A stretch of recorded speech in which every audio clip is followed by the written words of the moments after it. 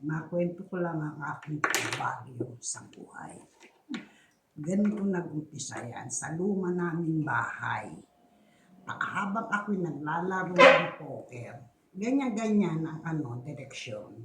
Yan ang kusina at ganito ang posisyon ko na naglalaro ng poker.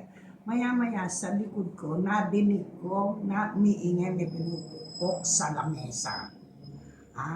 Ngayon, tumalikod ako, gumanon ako.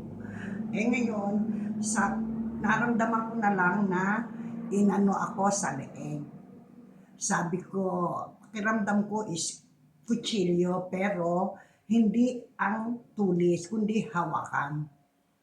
Umikot ako dyan umikot ako sa kabila. Sabi ko, sandali, tawagan ko mga anak natin, kako. Ano ba nangyayari?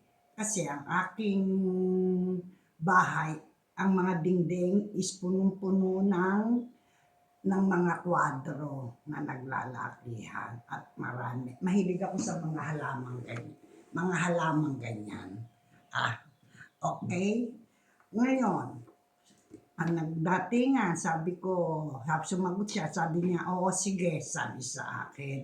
Hanggang nagtawagan ako, ang anak ko tumawag ng ambulansya, ng pulis.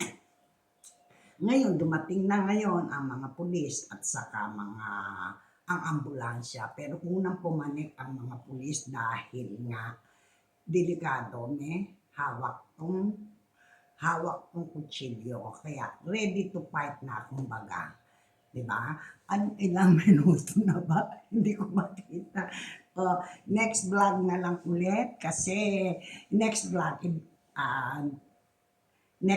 ulit.